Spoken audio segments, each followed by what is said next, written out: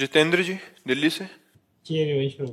श्री हरिवंश महाराज जी। महाराज जी, मैं 15 साल से शराब और सिगरेट का सेवन कर रहा था। 3 टाइम शराब पीना और 20 से 25 सिगरेट रोज पीता था। आपके सत्संग सुनकर 10 महीने से सब बंद कर दिया महाराज जी। मेरे माता पिता पत्नी बहुत दुखी थे। अब ये कह रहे हैं कि निकुंज जाना चाहता हूँ अभी। नाम जप करो, नाम जप करो। पहले मायामल का नाश हो। निकुंज कोई 5 स्टार होटल थोड़ी है, प्रेम देश है। पहले यहाँ तो प्रेम प्रकट हो तो खूब नाम जप करो, अच्छे आचरण करो, माता पिता की सेवा करो, समाज की सेवा करो। जो हमने पाप किए पहले उनको भस्म करें हम, तब हमारा देह राग नष्ट हो, तब हमारा भाव बने, फिर भाव से श्री जी के पास हम पहुंचे। तो अभी खूब नाम पर ध्यान दो, अधिक से अधिक नाम जप करो। नाम जप से सब पाप नष्ट हो जाते हैं। नाम संकीर्तनम यस्य सर्व पाप प्रणाशनम। और धन्यवाद है आपको कि आप अपने जीवन को अच्छे मार्ग की तरफ ले जा रहे हैं। बहुत उत्तम बात है। सत्संग सुनो, समाज की सेवा करो। शरीर पवित्र होता है सेवा से, मन पवित्र होता है सुमिरन से, वाणी पवित्र होती है नाम कीर्तन भगवत गुणानुवाद से, सत्य बोलने से। तो हम पहले पवित्र सब कर लें, फिर निकुंज चले। ठीक है। बसंत कंवर जी। वल्लभ श्री हरिवंश गुरुदेव भगवान। महाराज जी, आप पूछ रहे हैं कि यदि कोई मनुष्य किसी महापुरुष को मन से अपना गुरु मान ले तो उसकी भी वही गति होगी जिन्होंने प्रकट शरणागति लिया है। हाँ, मन से गुरु मानने का मतलब होता है उनकी आज्ञा का पालन करना। अब जैसे कोई किसी संत को गुरु मान ले, वो संत कहते हैं राम राम जपो, राधा राधा जपो, तो राम राम राधा राधा निरंतर जपो। कहते हैं ऐसे आचरण ना करो, ऐसे आचरण करो।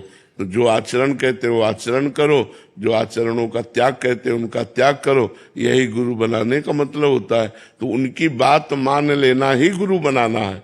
संतों की बात मान लेना ही गुरु बनाना है। और अगर बात मान लिए तो निरंतर भजन होगा, निरंतर भजन होगा तो काम बन जाएगा।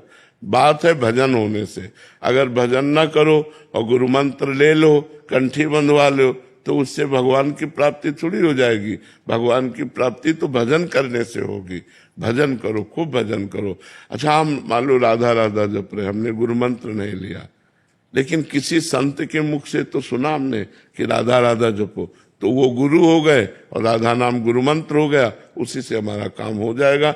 हम गंदे आचरणों का त्याग करें, अच्छे आचरण करें, नाम जप करें। यही संत समागम का लाभ है और इसी लाभ से भगवत प्राप्ति की तरफ हम आगे बढ़ते हैं। शिल्पी सिंह जी मुंबई से। राधे राधे महाराज जी। महाराज जी, मैं हर दिन नाम एवं मंत्र जप करती हूँ, फिर भी मेरी श्रद्धा कभी कभी डगमगा सी जाती है। इसे मैं कैसे मजबूत करूं? मजबूत हो जाएगी। नाम जप ही करते रहिए। श्रद्धा डगमगाने का मतलब है अविद्या, अज्ञान। जब हमारे अंदर अज्ञान का प्रभाव छाता है तब श्रद्धा डगमगा जाती है। जब माया का प्रभाव छाता है तो भगवान की तरफ जो हमारी लगन है वो धूल दूसरित होने लगती है। लेकिन यदि हम नाम जप डट के करते रहें, भगवान की कथा सुनते रहें, भगवान की लीला गुण गाते रहें, अच्छे आचरण करते रहें, तो हमारी एक दिन श्रद्धा दृढ़ हो जाएगी। और जहां श्रद्धा दृढ़ हुई तो ज्ञान प्राप्त हो जाएगा। श्रद्धावान लभते ज्ञानम। जहां ज्ञान प्राप्त हुआ, ज्ञान का नाश हुआ, भगवान की प्राप्ति हो गई। हमको डटे रहना है, एक जिद्दी स्वभाव बनाना है। हमको नाम से हटना नहीं है। लाभ मिले ना मिले, भगवान मिले ना मिले, हमें नाम जप करना है। जब ये हम स्वभाव बना लेंगे तो हमारी श्रद्धा पुष्ट हो जाएगी। कुछ लाभ दिखाई दे ना दिखाई दे, काम बने ना बने, मुझे नाम जप करना है। संतों से सुना है नाम जप करने से परम मंगल होगा। अब नाम नहीं छूट सकता, चाहे भगवान मिले ना मिले, हमारा काम बने ना बने, चाहे दुख आवे चाहे सुख आवे, हम नाम नहीं छूट सकता।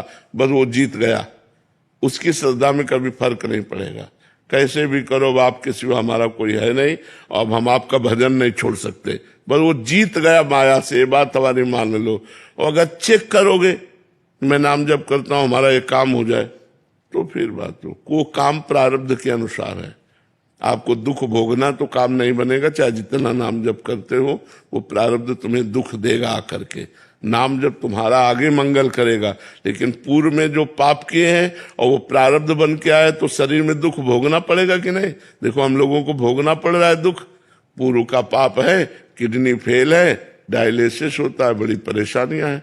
लेकिन भगवान की कृपा है कि भगवान की लीला कथा नाम गुण में समय व्यतीत होता है, इसलिए चित्त आनंदित रहता है, शरीर की कोई परवाह नहीं रहती। अमोल जी सिंगापुर से। राधे राधे राधे महाराज जी। महाराज जी, शरणागति सुलभ है तो इसमें बाधा क्या है? सुलभ कहाँ है?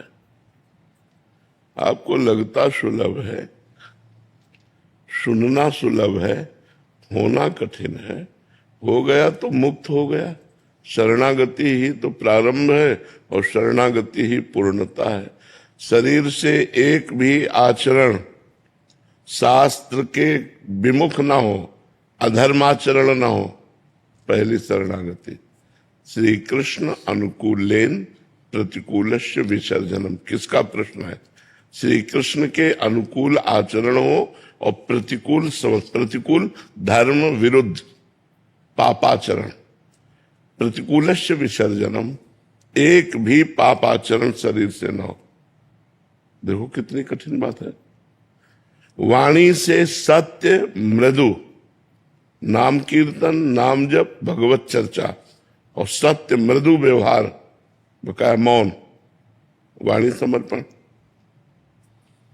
मन से भगवान का निरंतर चिंतन, सत्य संकल्प, असत संकल्पों का त्याग, फिर सत संकल्पों का भी भगवान में समर्पण, मन का समर्पण, फिर स्वयं का समर्पण, तब शरणागति पुष्ट होती है। तो है कितना कठिन है। सुनने में तो 2 मिनट में सुन लिया और उतारने में पूरा जीवन लग जाता है, पूरा जीवन लग जाता है। 10 दिन सही चलेगा, 11वें दिन फिर बिगड़ गया, फिर सही करो फिर बिगड़ गया। भगवान की कृपा से जब सर्वतो भावेन, 2 प्रकार में शरणागति होती है। या तो बहुत सत्संग मिला और ज्ञान प्रकट हो गया तो शरणागति हुई, और या भारी विपत्ति हुई, कोई सहयोग नहीं दे रहा, सब तरह से अनाथ हो गए, अनाश्रित हो गए, तब हमारा मन भागता है भगवान की शरण की तरफ। या फिर बहुत सत्संग सुना और हमें ज्ञान हो गया कि संसार सार कुछ नहीं है, इसमें भगवान की शरण होकर भजन करते हुए अच्छे आचरण कर लिया जाए, साधन धाम मोक्ष कर द्वारा, तो हमें इसे साधना के द्वारा भगवान की प्राप्ति करना ही मनुष्य जीवन का परम लक्ष्य है। या तो ऐसे शरणागत हो जाए। शरणागति कोई सरल बात नहीं है। और शरणागत हो गया फिर क्या? फिर तो निर्भय, निश्चिंत, निशोक, विपरीत भावना का त्याग, समस्त संशयों का नाश, एक अद्भुत आनंद बना रहता है। भगवान की शरणागति में बहुत आनंद है, बहुत निर्भयता है, निश्चिंतता है, और हो तो जाए। सोच पा रहे हैं आप? साक्षी जी हिमाचल से। राधे महाराज जी, आपका भी सेम प्रश्न है कि पूर्ण समर्पण में कृपा से ठाकुर जी की होता है या जीव द्वारा कोई क्रिया इसके लिए? अपना पूरा प्रयास और ठाकुर जी की कृपा, दोनों। ऐसा नहीं कि आप प्रमाद स्थिति में पड़े रहें, साधन भजन न करें, आपको शरणागति का अनुभव हो जाए। आप पूरा प्रयास कीजिए, लेकिन प्रयास का अभिमान न हो, कृपा का भरोसा हो और प्रयास अपना हो, तो शरणागति पूर्ण हो जाए।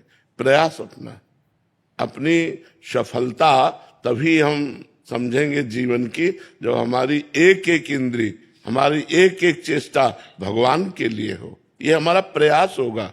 जो हमें पावर मिला है, जो हमें ऊर्जा मिली है, जो हमें सामर्थ्य मिली है, उसको हम भगवत कार्यों में खर्चा करें, ये हमारा प्रयास होगा। जैसे एक वाणी का प्रयास है, हम अच्छा बोले, हम मृदु बोले, हम किसी को कटु क्यों बोले, हम गाली गलौज क्यों दें, हम गंदी बात क्यों बोले, तो ये हमारा प्रयास रहेगा।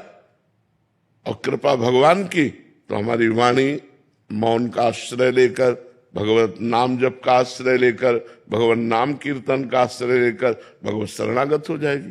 प्रयास हमारा, कृपा भगवान की। पुरुषार्थ हमारा, कृपा भगवान की। आलसी प्रमादी कृपा से हो जाएगा ऐसा नहीं। प्रयास हमारा पूरा पूरा प्रयास, जी जान से प्रयास, और कृपा भगवान की, तब वो बात होती है। प्रयास है और अभिमान है तो भी शरणागति नहीं होगी। कृपा कृपा चिल्ला रहे हो और पड़े हुए मनमानी आचरण कर रहे हो तो भी शरणागति नहीं होगी। दोनों बातें होनी चाहिए, ठीक से प्रयास और कृपा का आश्रय, तो हमारी शरणागति पुष्ट हो जाएगी।